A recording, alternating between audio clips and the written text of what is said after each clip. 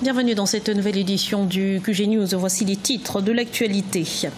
Va-t-on vers une sortie de crise dans la région du Poul, en République du Congo?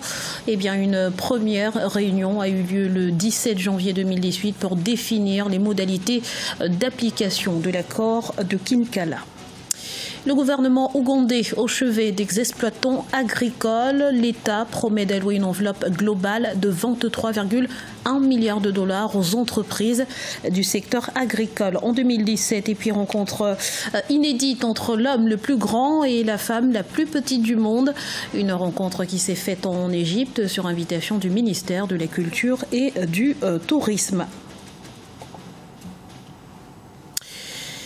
Il a été présenté comme un beau cadeau de Noël. L'accord de cessez-le-feu conclu le 23 décembre 2017 entre le gouvernement congolais et le pasteur Ntoumi est considéré comme une solution pour un retour à la paix dans la région du Poul. Seulement, certains s'interrogent sur les conditions de son application. Explication avec Aïssatou Diamanka-Besland.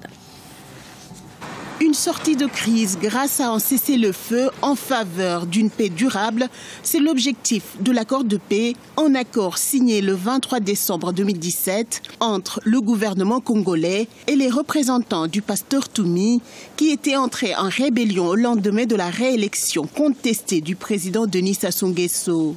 Une première réunion a eu lieu le 17 janvier 2018 à Brazzaville pour la mise en œuvre de cet accord. Le Congo est notre pays et nous devons le servir. Ce service est une exigence qui commande loyauté, abnégation et volonté sans cesse renouvelée de conduire notre patrie vers les expressions achevées des valeurs positives, notamment la liberté, le développement, la paix, la dignité et la fierté. Voilà le devoir qui est le nôtre et qui résonne au tréfonds de nous-mêmes comme un impératif. Si la signature de cet accord est un grand pas dans le processus des pourparlers entre les deux parties, de nombreuses inquiétudes sont soulevées, les questions de justice et de réparation des crimes commis qui semblent être omis par les parties concernées. Je pense que cet accord ne pourrait pas tenir ses promesses, ce qui serait totalement dommage parce qu'aujourd'hui le Congo a besoin de respirer, a besoin donc dans cet élan de respiration de pouvoir prendre en compte des éléments qui empêchent cette respiration-là, notamment tout ce qui est lié à la paix civile, et donc à la paix politique. Donc moi je pense qu'en l'état, cet accord tel qu'il est manœuvré aujourd'hui, tel qu'il est géré, ne me fait pas penser raisonnablement que cela puisse résoudre dans la durée la crise profonde actuelle au Congo qui est liée au problème post-électoral. Voilà, parce que la vraie crise, elle est là. La crise dans le Poul a débuté en 2016 suite à la réélection décriée du président sortant Denis Sassou Nguesso au pouvoir depuis 32 ans. Les forces de sécurité ont alors lancé une vaste opération militaire pour arrêter Frédéric Bunsamou, plus connu sous le nom du pasteur Ntoumi, qui était accusé d'avoir attaqué Brazzaville avec ses hommes. Ces troubles sociopolitiques ont déjà fait plus de 20 000 déplacés et environ 138 000 personnes sont affectées par ce conflit entre l'État et les rebelles du Poul. L'agriculture ougandaise souffre d'un manque de capitaux et pour cause, l'accès au crédit bancaire est difficile, marqué par des taux d'intérêt très élevés.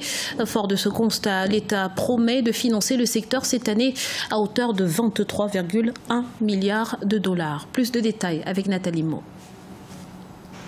Le taux de bancarisation des entreprises du secteur agricole en Ouganda est inférieur à 11%, révèle une étude menée entre 2007 et 2015 par la Uganda Agribusiness Alliance. Des économistes expliquent ce chiffre par les politiques difficiles de financement mises en place par les banques. Faute de fonds de roulement, les agriculteurs doivent souvent attendre 10 ans pour accéder à un crédit bancaire. Les institutions bancaires les soumettant à des taux d'intérêt pouvant atteindre les 100%. D'autant plus que les risques liés à l'activité ainsi que la variation des saisons des récoltes rendent les investisseurs frileux. On n'accorde pas de crédit pour de nombreuses raisons. On n'accorde pas de crédit. D'abord parce que les projets qui leur sont présentés ne sont pas bancables, ils ne sont pas crédibles, ils ne sont pas bien montés. Également parce que parfois elles ne comptent pas développer cet axe qui est le développement l'accompagnement du secteur agricole. Au cours de l'exercice 2018-2019, l'État ougandais va allouer une enveloppe globale de 23,1 milliards de dollars au secteur agricole. La capitalisation de l'agriculture a déjà aussi bénéficié de 38,6 millions de dollars investis dans le crédit agricole ou encore le fonds agricole pour les femmes et les jeunes. Ces dispositions gouvernementales offrent des conditions de bancarisation plus souples pour les agriculteurs. Le rôle du secteur public, c'est beaucoup plus l'accompagnement, de telle sorte que le secteur agricole, le secteur privé agricole, soit beaucoup plus crédible que par le passé. Le secteur primaire peut aussi compter sur des dons de l'initiative des entreprises agricoles pour son développement. De plus, les acteurs du domaine ont mis sur pied des solutions de financement corporatif. Par ailleurs, l'Union européenne a créé un fonds de 12 millions de dollars pour accompagner le développement de l'agriculture ougandaise. En République démocratique du Congo, entreprises privées et organisations non gouvernementales ne bénéficieront plus de terres à l'exploitation des cimetières. Une décision du ministère des Affaires foncières congolais face à la désacralisation progressive de ces espaces. Explication dans ce reportage de Jacques Amboka, notre correspondant à Kinshasa. En République démocratique du Congo, l'octroi des terres au privé pour l'exploitation des cimetières est désormais interdit.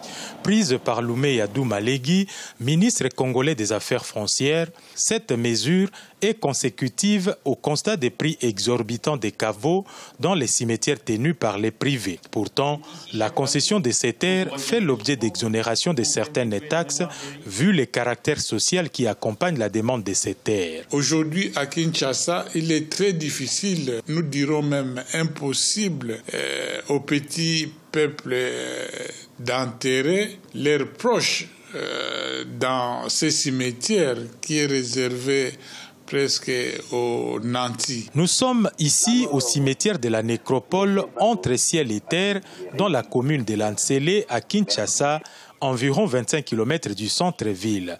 Ouvert il y a 7 ans, c'est un éloquent plan d'aménagement qui y est fait avec un service funéraire de qualité, mais aussi la sécurité des sépultures. Il faudra cependant débourser entre 1 500 à 6 500 $, voire plus, pour avoir un caveau. Des sommes qui sont loin de la bourse des Congolais moyens. Les ONG viennent, elles obtiennent les exonérations.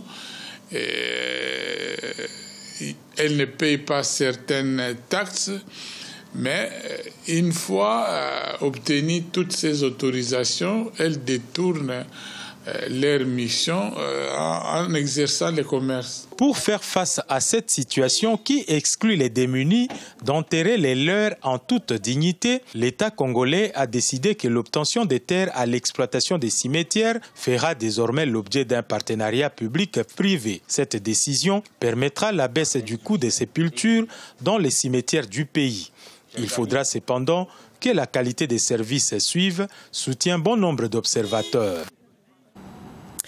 Culture à présent, écho de projecteurs sur des touristes pas comme les autres. Sultan Kosen, l'homme le plus grand du monde, et Jyoti Amjel, la femme la plus petite du monde, sont en Égypte pour visiter les pyramides de Gizeh et d'autres lieux cultes. Ce périple est le fruit d'un partenariat entre l'Office du tourisme égyptien et le Guinness des records du monde. Voyez ce sujet de Vina Nodin. L'Égypte a accueilli des touristes pas comme les autres ce vendredi 26 janvier 2018. Le recordman Sultan Kosen et la recordman Jyoti Amj ont visité pour la première fois un pays nord-africain. Leur particularité, lui est l'homme le plus grand du monde avec ses 2,51 m et elle, la femme la plus petite du monde avec ses 62,7 cm selon le Guinness des records. Ils ont visité les pyramides de Gizeh et les autres sites célèbres du pays. Je suis allée à de nombreux endroits très différents. J'ai visité tellement de pays et un de mes rêves était de visiter l'Égypte. J'ai seulement vu l'Égypte sur Google et c'était un de mes rêves de voir les pyramides. Je suis extrêmement heureuse de me tenir devant les pyramides et d'y être photographiée. Je n'arrive pas à y croire. Jyoti Amge est une jeune actrice de 24 ans. Elle joue dans la série télévisée américaine American Horror Story. Sultan Köse est lui âgé de 35 ans et est d'origine kurde. Le séjour de Sultan Köse et de Jyoti Amge en Égypte fait suite à une série de rencontres avec des célébrités. J'ai vraiment aimé ce voyage. J'ai vu les pyramides et le Nil et je souhaite à chacun d'avoir l'occasion de visiter l'Égypte, de voir le Nil et les pyramides et tout ce que j'ai vu. L'Égypte est un pays merveilleux. L'Office du tourisme égyptien et le Guinness des records du monde sont à l'origine de cette campagne qui a permis à ces deux recordman de visiter l'Égypte. Elle vise à relancer l'industrie touristique du pays, un secteur en difficulté depuis les bouleversements politiques de 2011. Le nombre de touristes en Égypte a chuté de 9,8 millions en 2011, alors qu'on dénombrait 14,7 millions en 2010. Ce journal a été réalisé par l'ensemble de la rédaction. Merci pour votre fidélité. Dans un instant, une nouvelle édition de l'actualité sur Africa 24.